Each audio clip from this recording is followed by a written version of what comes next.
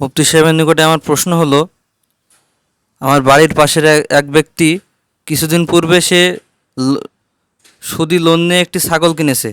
এরপরে ছাগলটি 1 বছর পালার পরে সে তার সন্তানের আকিকা দিয়েছে ছাগলটি দিয়ে। তো এখন সে আমার কাছে জিজ্ঞাসা করছে যে এই আকিকা যে সে দিয়েছে, আকিকাটা দেওয়া জায়েজ হয়েছে কিনা। দেখেন, আপনি তো প্রশ্ন করেছেন আকিকা সম্পর্কে, কিন্তু আমরা এর আগে থেকেই বলতে চাই যে কোনো মুসলমান সে সুদী কোনো কারবারের সাথে সে জড়িতই হতে পারে না। সুদী যে কোনো কারবারের সাথে জড়িত হওয়া এটা সম্পূর্ণ হারাম। সুদী লোন গ্রহণ করা এটা সম্পূর্ণ হারাম একটা কাজ হয়েছে।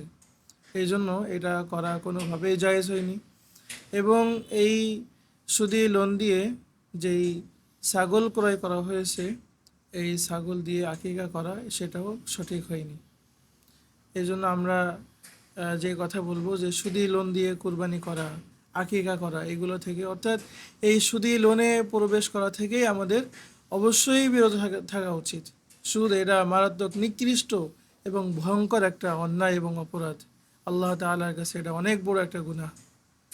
আল্লাহ তাআলা আমাদের যে কোনো সুদী কার্যক্রমে অন্তর্ভুক্ত হওয়া থেকে আল্লাহ তাআলা আমাদেরকে রক্ষা করেন।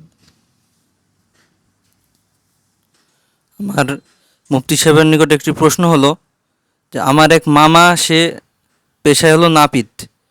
সে 5 ওয়াক্ত নামাজ পড়ে, সে ইসলামের সমস্ত বিধিবিধান ঠিকমতো মানে, কিন্তু সে কয়েকদিন পূর্বে একজনের মুখ থেকে শুনেছে যে দাড়ি যে ব্যক্তি কেটে দেয় সে নাকি শাস্তির আওতাধীন আসবে। তো বিষয়টি শোনার পর সে আমার কাছে প্রশ্ন করেছে যে তাহলে আমিও তো দাড়ি কাটি, তাহলে আমার কোনো গুনাহ হবে কিনা। দাড়ি রাখা এটা এটা প্রায় ওয়াজিব পর্যায়ের একটা ইবাদত। দাড়ি কাটা এটা কবিরা গুনাহ।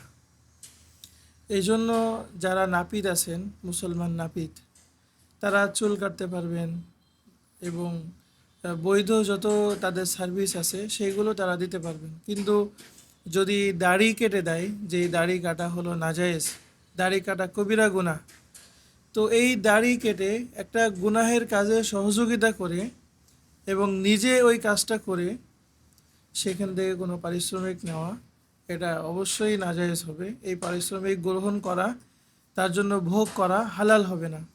কাজটাও তার জন্য নাজায়েজ এবং ওই পারিশ্রমিক ভোগ করাও নাজায়েজ। এই জন্য যারা মুসলিম নাপিত আছেন, তাদের কাছে আমরা বিনীতভাবে আমরা অনুরোধ করতে চাই, আপনারা দাড়ি কাটার সাথে নিজেদেরকে আপনারা অন্তর্ভুক্ত করবেন না। আপনারা চুল কাটুন, আপনারা বৈধ অন্য কোনো সার্ভিস থাকলে সেটা করুন, কিন্তু আপনারা মানুষের দাড়ি আপনারা কেটে দিবেন না। সেটা এক মুষ্টি থেকে যদি বেশি হয় সেটা কাটতে পারবেন, কিন্তু এক মুষ্টি থেকে কম আপনারা কাটতে পারবেন না, একেবারে আপনারা শেভ করতে পারবেন না। অনুরূপভাবে যে সমস্ত মানুষের বয়স হয়ে গেছে, তারা যদি চুলে বা দাড়িতে কালো খেজাব ব্যবহার করতে আসে, যেহেতু বয়স ঢাকার জন্য কালো খেজাব ব্যবহার করা এটা নাজায়েজ। এই জন্য আমরা নাপিতদেরকে, মুসলিম নাপিতদেরকে আমরা বিশেষভাবে আহ্বান রাখতে চাই, আপনারা কালো খেজাব, বয়স্ক মানুষদের কালো খেজাব ব্যবহার করবেন না, ব্যবহার করে দিবেন না। তবে যদি কোনো যুবক মানুষ হয়, তার কিছু কিছু চুল সাদা হয়ে গেছে, তিনি যদি কালো খেজাব ব্যবহার করতে আসেন সেটার সুযোগ আছে। আবার যারা বয়স্ক আছে তারা যদি মেহেদি লাগিয়ে নিতে চায় সেটারও সুযোগ আছে। কিন্তু কোনো বয়স্ক মানুষ তার বয়স ঢাকার জন্য যদি মাথায় কালো খেজাব করতে আসে, দয়া করে আপনারা এটা থেকে বিরত থাকুন। নিজেদের আয়কে হালাল করুন। নিজেদের আয় যদি হালাল না হয় তাহলে কিন্তু দোয়া কবুল হবে না, এবং ওই হারাম খেয়ে কিন্তু ইবাদতের কোনো স্পৃহা আমাদের মধ্যে আসবে না। আল্লাহ তাআলা আমাদেরকে বোঝার তৌফিক দান করেন। মুফতি সাহেবের নিকটে আমার প্রশ্ন হলো, আমরা বর্তমানে দেখি যে সমস্ত খেলোয়াড় রয়েছে এবং সেলিব্রিটি রয়েছে, এদের মাধ্যমে অনেক দোকানদার তাদের বিভিন্ন পণ্যের অ্যাডভার্টাইজ করে থাকে। তো এখন প্রশ্ন হলো, যে সমস্ত খেলোয়াড় বা সেলিব্রিটি তারা যে অ্যাডভার্টাইজ করে এর মাধ্যমে যে টাকা পায়, টাকাটা নেওয়ার বিধান কি? আর যে দোকানদার তাদেরকে টাকাটা দেয়, এই টাকাটা দেওয়ারই বা বিধান কি? হ্যাঁ, এই যে বিজ্ঞাপন, অ্যাড দেওয়া, এটা বর্তমানে ব্যবসার একটা অপরিহার্য অংশ হয়ে দাঁড়িয়েছে। এক্ষেত্রে আমাদের নীতিমালাগুলো সুস্পষ্টভাবে জানা থাকা করণীয়, যে কোন নীতিমালার আলোকে বিজ্ঞাপন দেওয়া নেওয়া জায়েজ আছে এবং কোন কাজগুলো করলে এটা নাজায়েজ হবে, এই বিষয়ে সুস্পষ্ট দিক নির্দেশনা জানা থাকা আমাদের জন্য অত্যন্ত জরুরি এবং অপরিহার্য। মনে রাখতে হবে, যদি পণ্য হালাল হয় এবং সেটা হালাল উপায়ে যদি বিজ্ঞাপন দেওয়া হয়, তাহলে এটা বৈধ। যেমন আমি মধু বিক্রি করি, আমি খোঁজখবর নিয়ে দেখলাম যশোরে একজন খুবই পরিচিত মানুষ, আমি একজন দোকানদার উদাহরণস্বরূপ, যে আমি সেই ব্যক্তির কাছে গিয়ে বললাম, ভাই আমি আমার হলো ধরেন এবিসি শপ, তো এই শপে আমরা মধু বিক্রি করি, তো আপনি আমাদের মধুর বিজ্ঞাপন দিয়ে দেন। তো এই বিজ্ঞাপনের মধ্যে খেয়াল রাখতে হবে কোনো ধরনের ধোঁকা প্রতারণার আশ্রয় নেওয়া যাবে না, এবং পণ্য যতটুকু দেয় বিজ্ঞাপনের মধ্যে অতটুকুই বলতে হবে, কম বেশি করে বলা যাবে না। তো এরকমভাবে যদি একেবারে রিয়েল বিজ্ঞাপন দেওয়া হয়, হালাল পণ্যের বিজ্ঞাপন দেওয়া হয় এবং হালাল তরিকায় বিজ্ঞাপন দেওয়া হয়, তাহলে এটা বৈধ। এই বিজ্ঞাপন যারা দিচ্ছে, যে কোম্পানি, তাদের জন্যও কাজটা বৈধ। আবার যে সেলিব্রিটি বা যে ইনফ্লুয়েন্সার যে এটার বিজ্ঞাপন দিয়ে দিচ্ছে, মানুষের কাছে প্রচার করছে, তো অবশ্যই আমরা ওই সেলিব্রিটি বা যারা পরিচিত মুখ, তাদের কাছে আমরা আহ্বান রাখতে চাই, আপনারা যে কোনো পণ্যের বিজ্ঞাপন দিলে আপনার বিজ্ঞাপন দেওয়াটা কিন্তু একটা দলিল যে ওইটা নির্ভরযোগ্য নাকি নির্ভরযোগ্য না, ওইটা খাঁটি নাকি খাঁটি না, ওখানে কোনো ধোঁকা প্রতারণা আছে কিনা।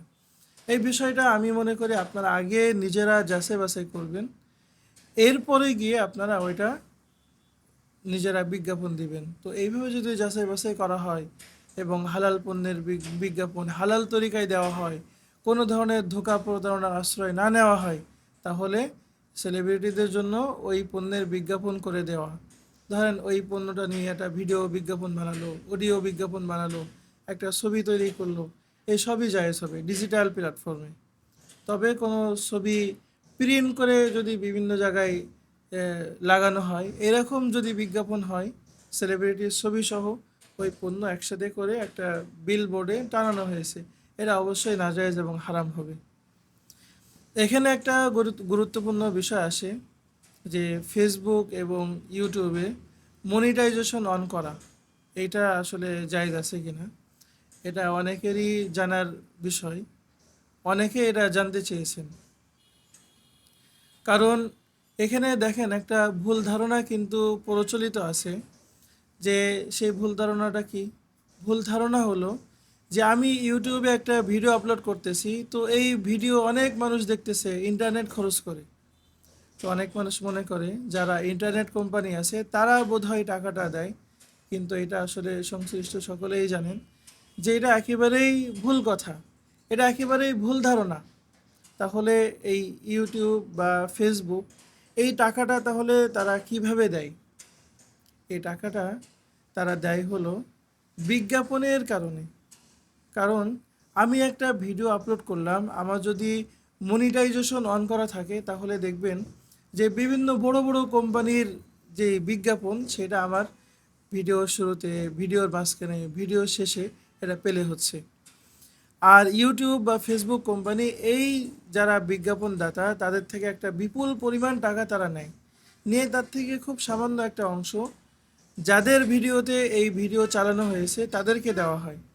তাহলে বলতে পারেন আমার একটা ভিডিও মানে এটা আমার একটা বাড়ি, আমার একটা ঘর, যেটা আমরা ইউটিউব বা ফেসবুককে আমরা ভাড়া দিয়েছি। তো খুব স্বাভাবিকভাবেই ইউটিউব বা ফেসবুকে দুইটা বড় সমস্যা পাওয়া যায়। একটা হলো হয়তো পণ্যের, যেই পণ্যের বিজ্ঞাপন দেওয়া হচ্ছে সেই পণ্যটাই আসলে হারাম, অথবা যে হালাল পণ্যের বিজ্ঞাপন দেওয়া হচ্ছে, ধরেন নুডলস, সিমাই ইত্যাদি, এগুলার বিজ্ঞাপন দেওয়া হচ্ছে, গ্যাসের চুলার বিজ্ঞাপন দেওয়া হচ্ছে, এগুলো অবশ্যই পণ্য হালাল, কিন্তু বিজ্ঞাপন দেওয়া হচ্ছে একটা বেপর্দা নারীর মাধ্যমে, যেটা হারাম তরিকা। তো হারাম পণ্যের বিজ্ঞাপন যেমন আমার ভিডিওতে আসতে পারে, অনুরূপভাবে হালাল পণ্যের বিজ্ঞাপন হারাম তরিকায়ও আসতে পারে। এই জন্য, এবং আবার অনেক সময় দেখা যায় হালাল পণ্যের বিজ্ঞাপন হালাল পন্থায়ও আসছে। তাহলে আমরা বুঝলাম এটা একটা মিশ্রিত, হালাল হারাম মিশ্রিত একটা অর্থ এখানে আসে আমার। ইউটিউব বা ফেসবুকে মনিটাইজেশন অন করার পর যেই টাকা আসে, সেটা হলো একটা মিশ্রিত অর্থ, হালাল হারাম মিশ্রিত। এই জন্য হালাল হারাম মিশ্রিত এই আয় থেকে আমাদের বিরত থাকা এটা কর্তব্য। অনেকে বলবেন, হুজুর আমি যদি ছোটো ছোটো রিলস আপলোড করি, রিলসের মধ্যে তো আমার বিজ্ঞাপন দেয় না, বিজ্ঞাপন দেওয়ার সুযোগ নাই, 30 সেকেন্ড একটা রিলস। তো আমি এখানে বলবো যে আপনার রিলসগুলো যখন আপনার চ্যানেলে ঢুকে বারবার এটা কেউ স্ক্রল করবে, তো দেখা যাচ্ছে আপনার 2টা রিলস আপনার আসবে। ধরেন আপনি ইসলামিক ভিডিও বানিয়েছেন, কিন্তু তৃতীয় রিলস কিন্তু একটা নারীর ছবি চলে আসতে পারে। এই জন্য আমরা বলবো যে রিলস বা যে কোনো ভিডিও দিয়ে এখান থেকে অর্থ ইনকাম করা এটা নাজায়েজ, এটা কোনোভাবেই নিরাপদ না। কারণ এখানে হারামের সংখ্যাটাই তো অনেক বেশি, হালালের সংখ্যা তো অনেক কম। বাকি এখানে আরেকটা বিষয় আসে যে ফেসবুক যেটা চালু করেছে, যে ওখানে শুধুমাত্র যে কোনো লেখনী আপলোড করে বা কোনো ছবি আপলোড করে ওখান থেকে টাকা আয় করা যায়। তবে এখানেও কথা আছে, সেই কথা হলো যে কোনো ব্যক্তি শুধুমাত্র ছবি দেয়, লেখনী দেয়, কোনো ভিডিও দেয় না, তার কিন্তু ওই চ্যানেল অনেক বেশি ডাউন হয়ে যায় এবং এটা আয় তেমন আসে না। কারণ যে কোনো ছবির মধ্যে, যে কোনো লেখনীর মধ্যে ফেসবুক কিন্তু বিজ্ঞাপন দিতে পারে না, যদিও তারা আয় দেয়, সেখানে ডলার আসে। দেখা যাচ্ছে অনেক অনেক সময় একটা ছবি আপলোড করার কারণে $100, $200, 500, $1000 পর্যন্ত, এবং আরও কম বেশি, আরও অনেক বেশি আয়ও হয় একটা ছবিতে, একটা ছবি, একটা ফটো থেকে, সেটা ব্যক্তির কোনো মানুষের ছবি থাকুক বা না থাকুক। তবে কোনো ব্যক্তি যদি এমন হয় যে সে কোনো ভিডিও আপলোড করে না, শুধুমাত্র বৈধ ছবি, এবং অশ্লীল ছবি না বরং বৈধ ছবি এবং কোনো লেখনী দিয়ে যদি টাকা আয় করে, তো এই অংশটা আমরা হালাল বলতে পারি। এটা, এটার একটা সুযোগ আছে বলে আমরা এটা বলতে পারি। কিন্তু যদি ভিডিও দেয়, রিলস আপলোড করে, এর মাধ্যমে যদি কোনো আয় হয়, সেটাকে আমরা কোনোভাবেই নিরাপদ বলতে পারি না। কারণ এখানে হালাল কিছু থাকলেও হারামের পরিমাণ অনেক বেশি। আল্লাহ তাআলা আমাদেরকে ভালোভাবে বোঝার তৌফিক দান করেন। মুফতি সাহেবের নিকটে আমার প্রশ্ন হলো যে বর্তমানে আমরা দেখতে পাই বিভিন্ন দোকানদার বিভিন্ন পণ্যের উপরে বিভিন্ন সাংকেতিক চিহ্ন ব্যবহার করে থাকে। যে সমস্ত সাংকেতিক চিহ্নগুলো তারাই বোঝে, যারা ক্রেতা তারা এগুলো বুঝতে পারে না। তো অনেক ক্ষেত্রে দেখা যায় যে ক্রেতা সেটাকে ভালো মনে করে বেশি দাম দিয়ে কিনে ফেলে। তো এরপরে তাদের ভিতরে একটা ঝগড়া দ্বন্দ্ব সৃষ্টি হয়। তো এই ক্ষেত্রে করণীয় কী?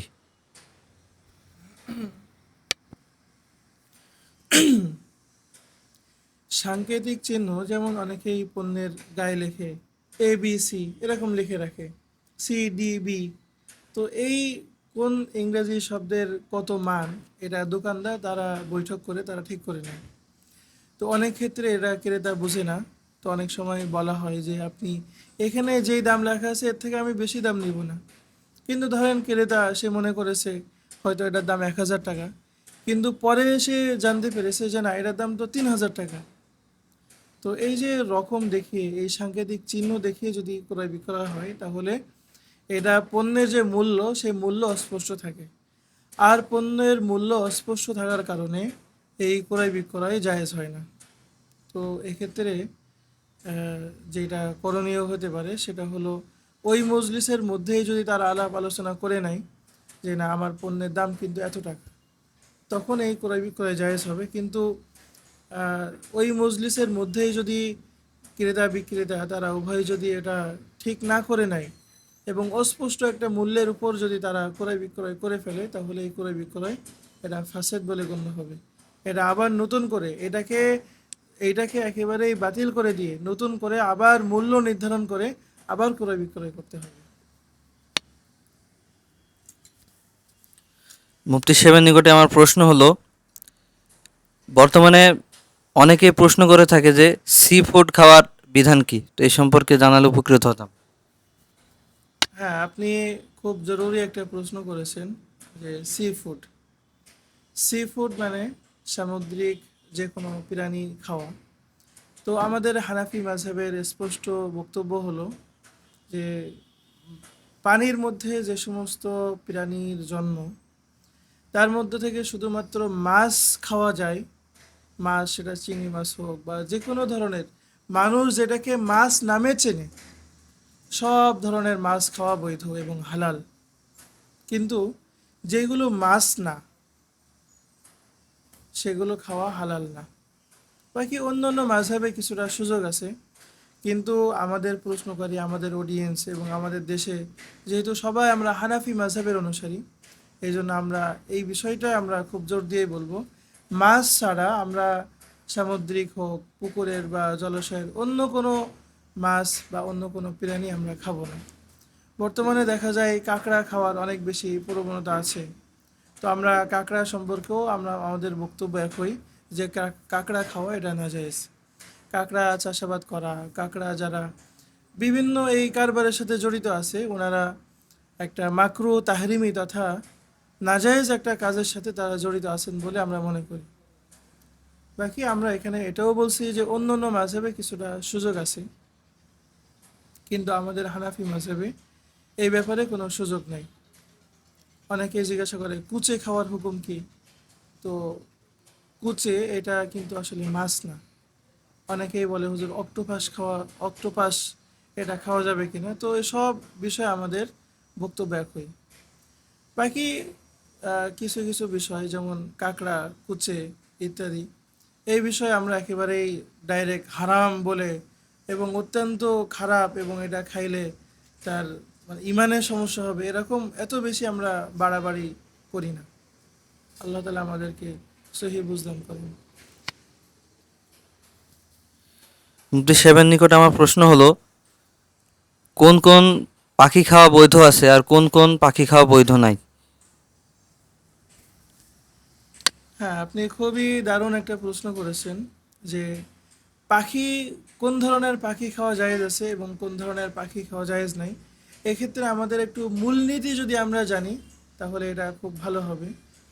তো আমরা যদি আগে আমরা বলি যে নাজায়েজ কোনগুলা। নাজায়েজ হলো যেই পাখি খাওয়া যাবে না মর্মে কোরআন হাদিসে কোনো ঘোষণা নাই। না, আমরা প্রথমে বলতে চাই যে যে ধরনের পাখি খাওয়া হারাম। তো ওই ধরনের পাখি খাওয়া হারাম যারা থাবা দিয়ে শিকার করতে পারে, যেমন চিল, কাক, বাজ পাখি, ঈগল ইত্যাদি, এইগুলো হলো। এবং এই এই ধরনের আরও অনেক প্রজাতির পাখি আছে যারা থাবা দিয়ে শিকার করতে পারে। তো যারা থাবা দিয়ে শিকার করে, ওই ধরনের পাখি খাওয়া হারাম, নাজায়েজ। অনুরূপভাবে যে সমস্ত পাখি এটা সবসময় তারা নাপাকই খায়, পাক কিছু খায় না, ওই ধরনের পাখি খাওয়াও নিষেধ। এবং কোনো ধরনের পাখির ব্যাপারে যদি বিশেষ কোনো নিষেধাজ্ঞা থাকে, সেই ধরনের পাখি খাওয়া নাজায়েজ। এই ছাড়া বাকি যত ধরনের পাখি আছে, সব ধরনের পাখি খাওয়া জায়েজ আছে। এখানে অনেকে প্রশ্ন করেন হুজুর মাছরাঙ্গা পাখি, মাছরাঙ্গা পাখি তো শিকার করে, কিন্তু আমরা এখানে বলতে চাই মাছরাঙ্গা পাখি সে কিন্তু থাবা দিয়ে শিকার করে না, সে মুখ দিয়ে ঠোঁট দিয়ে শিকার করে। এই জন্য ঠোঁট দিয়ে যেহেতু শিকার করে, এই জন্য আমরা মাছরাঙ্গা পাখি খাওয়া হালাল বলি। তাহলে আমরা মূলনীতি জানলাম, যে প্রাণী, যে পাখি থাবা দিয়ে শিকার করে, সেই পাখি খাওয়া নাজায়েজ। অথবা যে পাখি সবসময় সে নাপাক খাইতেই অভ্যস্ত, পাক কিছুই খায় না, সেই পাখি খাওয়া নাজায়েজ। মুফতি সাহেবের নিকটে আমার প্রশ্ন হলো, একজন ব্যক্তি সে তার ভাতিজার কাছে কিছু টাকা দিয়ে বলেছে তুমি এই টাকাগুলো মাদ্রাসায় দিয়ে দিও, দান করেছে। তো এখন সেই ভাতিজা আমার নিকটে জিজ্ঞাসা করেছে যে এই টাকাগুলো কি সে নিজের কাজে ব্যবহার করতে পারবে কিনা। নিজের কাজ বলতে কিতাবাদি কিনা বা মাদ্রাসার এজতেমায় যে সমস্ত কাজ, সম্মিলিত কাজ, যেমন বালতি ইত্যাদি কেনে বছরের শুরুতে ছাত্ররা এই সমস্ত কাজে ব্যবহার করতে পারবে কিনা। হ্যাঁ, আপনি খুবই জরুরি এবং খুবই দরকারি একটা প্রশ্ন করেছেন, যে অনেক সময় মাদ্রাসার ছাত্রদের কাছে বিভিন্ন মানুষ দান করে যে হুজুর এই টাকাটা মাদ্রাসায় দিয়ে দিও। তো আমাদের স্পষ্ট বক্তব্য, এটা ওই মাদ্রাসায় দেওয়া লাগবে। এই মাদ্রাসায় ছাড়া সে নিজে ব্যক্তিগতভাবে ব্যবহার করতে পারবে না। এই ক্ষেত্রে কোন মাদ্রাসায় দিবে? যদি সে স্পষ্টভাবে কোনো মাদ্রাসার নাম বলে যে অমুক মাদ্রাসায় তুমি দিয়ে দিবে, তাহলে সেই মাদ্রাসায় দেওয়া লাগবে। অথবা সে যদি বলে যে, মানে সে স্পষ্ট বলল না, কিন্তু তার বক্তব্য থেকে বোঝা যাচ্ছে যে সে যে মাদ্রাসায় পড়ে সেই মাদ্রাসায় আসলে দিয়েছে, সেক্ষেত্রেও ওই নির্দিষ্ট মাদ্রাসায় দেওয়া লাগবে। কিন্তু যদি এমন হয় যে সে বলেছে যে কোনো মাদ্রাসায় দিয়ে দিও, স্পষ্টভাবে বলেছে, অথবা তার কোনো আকার ইঙ্গিতে বোঝা যায়নি যে এটা নির্দিষ্ট কোনো মাদ্রাসায় দেওয়া জরুরি, তো সেক্ষেত্রে ওই ছাত্র যে কোনো মাদ্রাসায় ও টাকাটা দান করে দিতে পারে। এবং আমরা ছাত্রদের কাছে আহ্বান রাখতে চাই, আপনারা তার কাছে জিজ্ঞাসা করে নেবেন যে এটা টাকাটা কি বাবদ টাকা। কারণ মাদ্রাসায় জমা দেওয়ার সময় মাদ্রাসা কিন্তু খাত ভিন্ন থাকে, যে এটা শুধুমাত্র ছাত্রদের পিছনে ব্যয়, গরিব ছাত্রদের পিছনে ব্যয় করার মতো, নাকি এটা সাধারণ দান, মাদ্রাসাওয়ালারা যে কোনো খাতেই সেটা ব্যয় করতে পারে। এই বিষয়টা আমার কাছে মনে হয় স্পষ্ট করে নেওয়া উচিত, এবং যারা দান করবেন তারাও জিনিসটা বলে দান করবেন স্পষ্টভাবে, যে আমি মাদ্রাসার কিন্তু এটা জাকাত হিসাবে দিয়েছি, এটা ফিতরা হিসাবে দিয়েছি, নাকি সাধারণ দান হিসাবে দিয়েছি, নাকি মাদ্রাসা নির্মাণ বাবদ দিয়েছি ইত্যাদি। এটা আপনারা বলে তারপরে টাকাটা দিবেন, এবং কোন মাদ্রাসায় দিবে সেটাও আপনারা স্পষ্ট করে দিবেন। আর ছাত্ররা টাকা ব্যবহার করতে পারবে কোন ক্ষেত্রে? যদি কোনো দাতা স্পষ্টভাবে বলে যে হুজুর এই টাকাটা আমি আপনাকে দিয়েছি আপনার নিজের কাজের ব্যবহার করার জন্য, অথবা সে এইভাবে বলে রাখলো যে এটা মাদ্রাসায় দিতে পারো, নিজে ব্যবহার করতে পারো, বা গরিব কোনো ছাত্রকে দিতে পারো। অথবা অনেক সময় বিভিন্ন দাতা দান করে থাকে যে এই টাকাটা গরিব কোনো মানুষকে তুমি দিয়ে দিও, যে কোনো মানুষ হতে পারে। তো এরকম যদি মুতলাক রাখে, আম রাখে, আর সে নিজেও যদি দরিদ্র হয়ে থাকে, সেই ক্ষেত্রে সে ব্যবহার করতে পারবে। তো অনেকগুলো পয়েন্ট বলা হলো। তো আল্লাহ তালা আমাদেরকে, এই যতগুলো মশালা বলা হলো, আল্লাহ তালা আমাদেরকে সঠিক মশালা জেনে সঠিকভাবে আমল করার তৌফিক দান করেন।